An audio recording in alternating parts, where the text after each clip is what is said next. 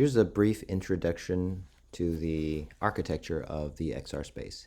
So in this talk, I'll cover what is a space, the communications between players or browsers connected to a space, and then the life cycle of a web request when loading up a space. And then I'll talk about what the XRS global object is. So a space is defined as some shared experience, and all the things in the space are called entities. And these are things that have an ID. So these are things that we care about in a space. It could be a table, a chair, or another person, the lights, any planes, any stairs that we're walking on. So all the objects in the scene have an ID. And then an ID by itself is useful for referring to the ID, but in order to specify other things like what shape is this object, we have components. So entities have components, and this is another JSON object. So it's an object with keys and values, so data. And examples of components might be a transform, for example, position, rotation, scaling. It could be a material like a color. It could be a URL that points to some model, or maybe it's a primitive like the string of a cube, a sphere, cylinder, etc.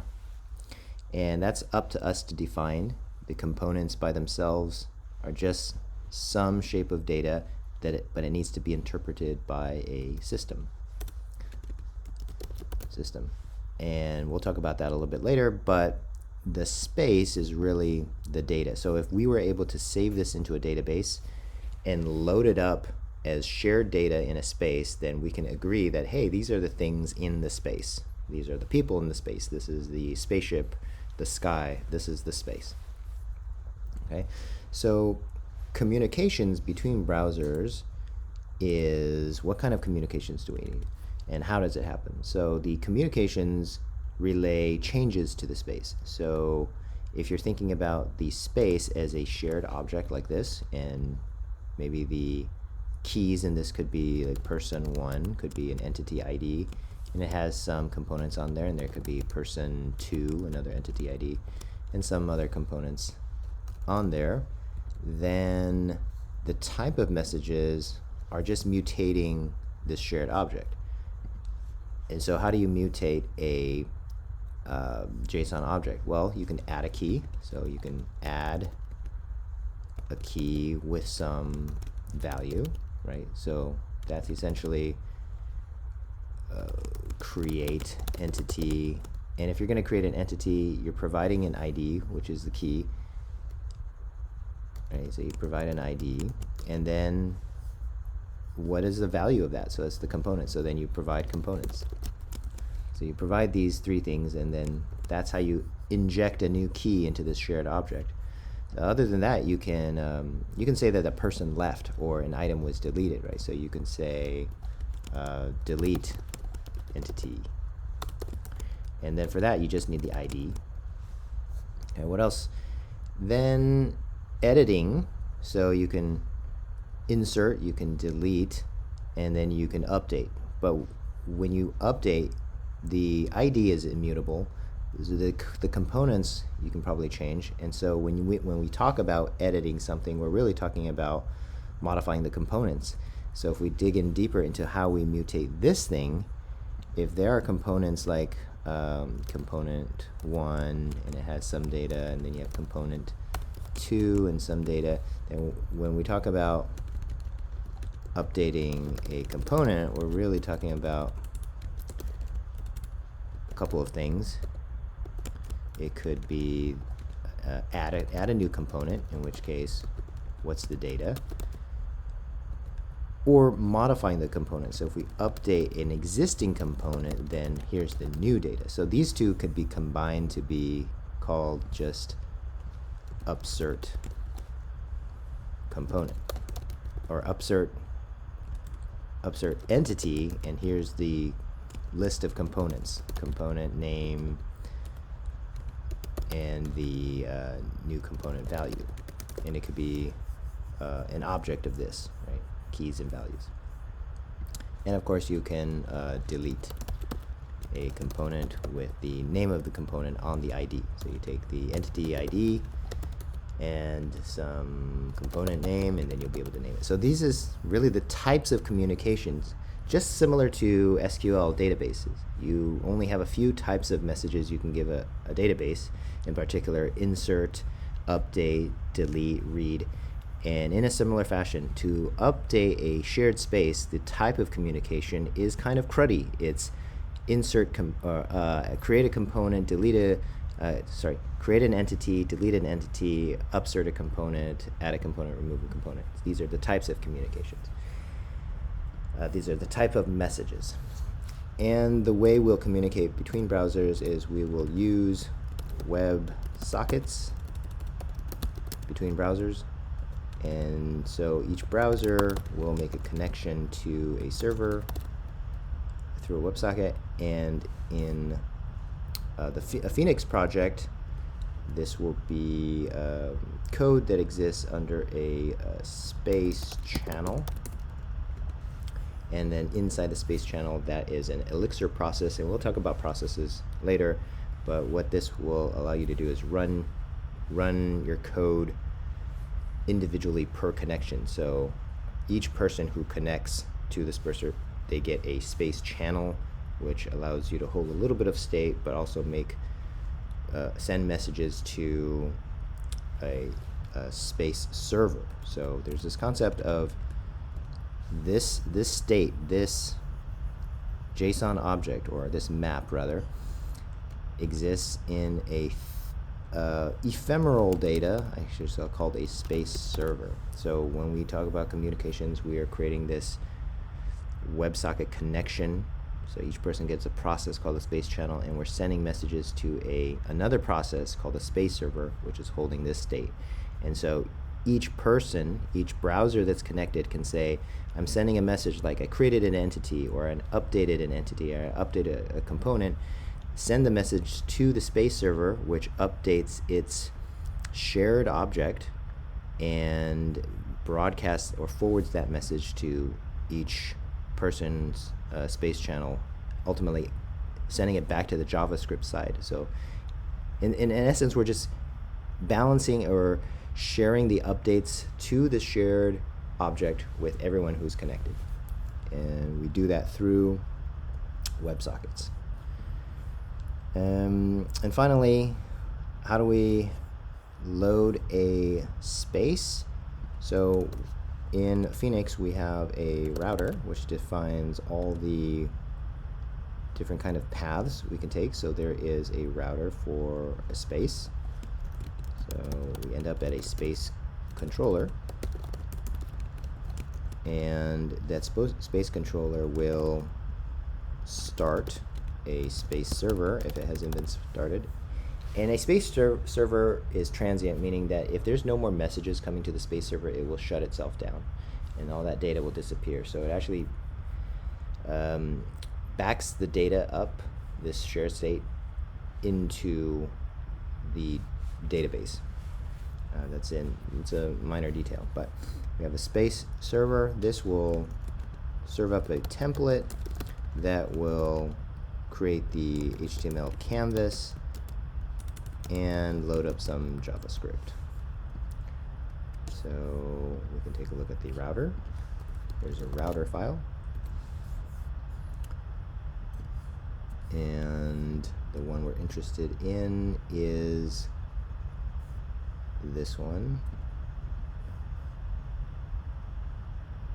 space controller show. So currently the path is /s for space and then a space ID, and that will take you to the space controller. So if we look at space controller, here's the show function.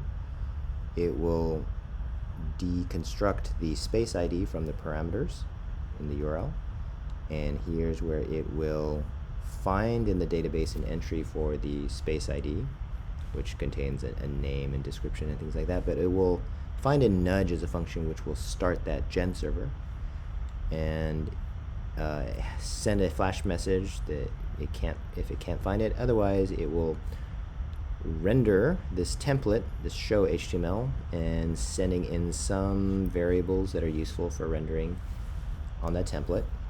So if we look at that template, which is the show HTML under space, here we're just having some inline styling to stretch the canvas, or the HTML body and the space canvas, to 100% wide and height.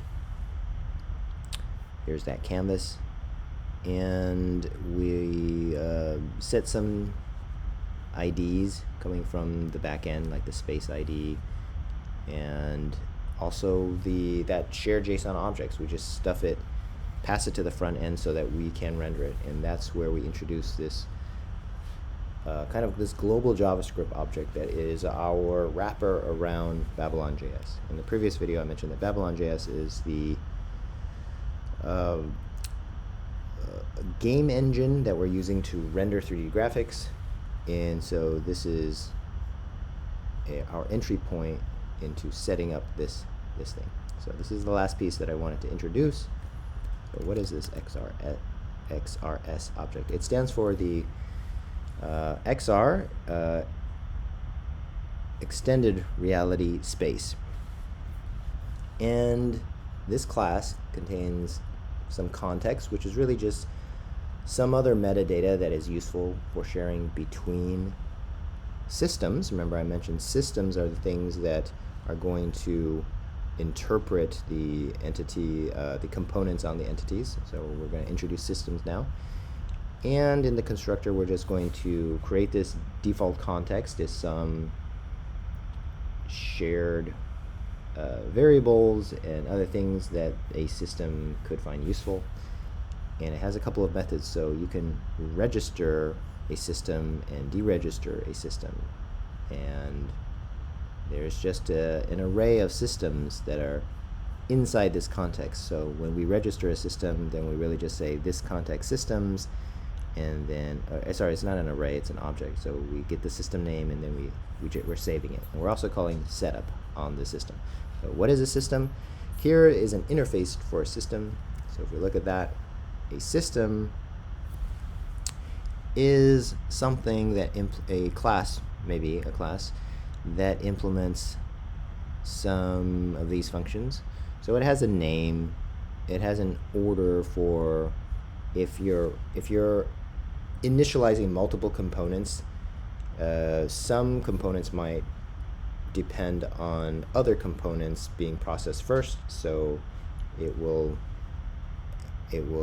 process systems with smaller order numbers like 1 earlier than bigger order numbers like 100 later.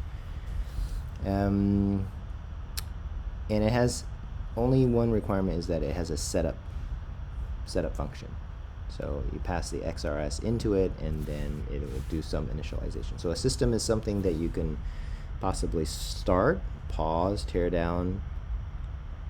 It might add some behaviors, update, remove some behaviors.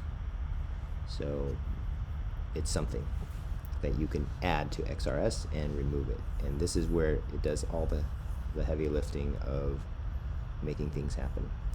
So we know that we can register systems, and it will just call its setup method and remember it, store it. And deregistering the system will just tear it down if it has this function. Tear down. This is hardly ever called in practice, so we should actually check to see if it has a tear down method, because tear down isn't actually required. So the question mark means it's optional. So we should say that if the system has tear down, then call it. And then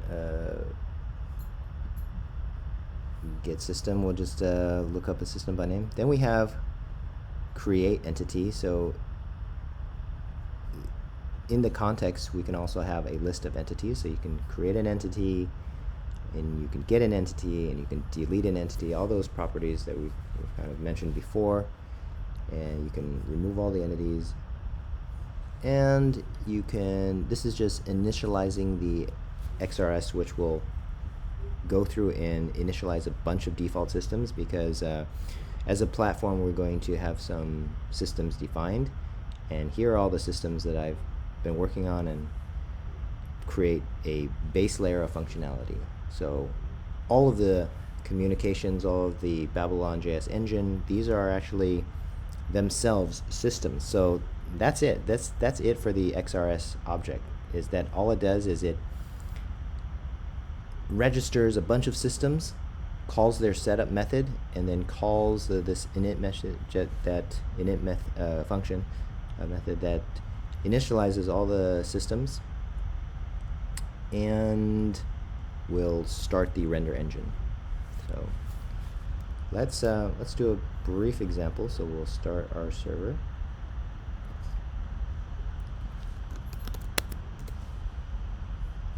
And as that starts, we'll open up a browser.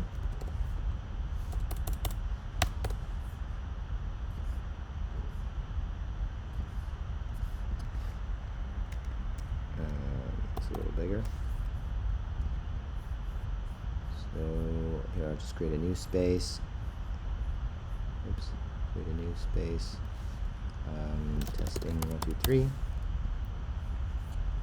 enter. So here in the URL where it's been generated for our space ID, we can enter the space, and I'll open up the developer tools to show you that the can I clear this? No. I'll clear it this way.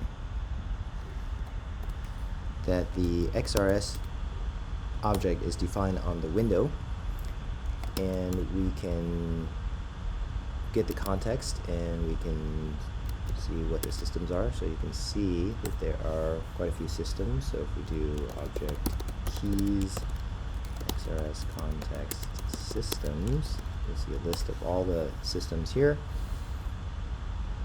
And what about entities? There's also an object of entities, and so here there are a few that are created by default on any new space. There's a floor, there's a light, and there's myself. This is my user ID, which is passed from the back end to the front end.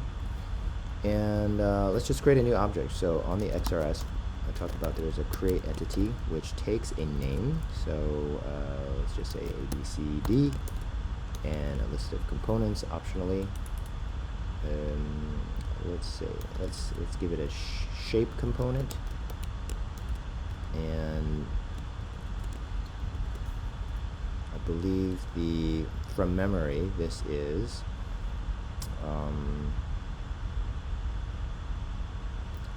primitive. So I think it's called prim is box, a name of a box, and prim parameters are any parameters that box take. And underneath the hood, this will just call Babylon.js's mesh builder function, and this will return an entity. Okay, I'm missing something here. Yes, missing the closing parentheses.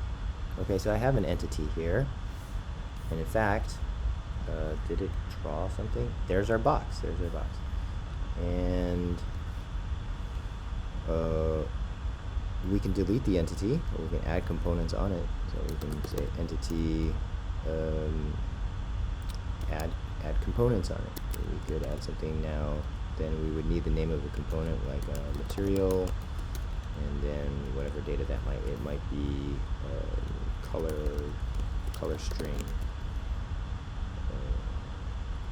Could be type of material. So this I would have to look up. I believe this is color string. I might have this wrong. I probably have this wrong. So this might cause an error if it can't do that. Yeah, requires a name. Material component requires a name. Okay, so got this wrong. This should be name. material. So like I said, the shape of the component is arbitrary. See, so it became red now. And this I'm just doing in my local browser. It's not actually sending messages to everyone else. So if you had another person connected, that wouldn't be sending messages to them. This is methods that are called on your local space when you receive messages. So I'm just illustrating that this XRS object exists, and you can add and remove. Let's do a remove. So we can say XRS remove. What is it? Delete entity, and you provide the entity name. What is the entity name? And if you do that, it is deleted. So that's just an example of this XRS shape, and in a future video we'll describe the anatomy of a system, and I'll go through maybe some of the systems that I've created and how we inject some of this behavior, like what is this shape component that actually makes the box? How does it do that? What are the color components? How does it assign color to it? So we'll talk about that in the future. Thanks for watching.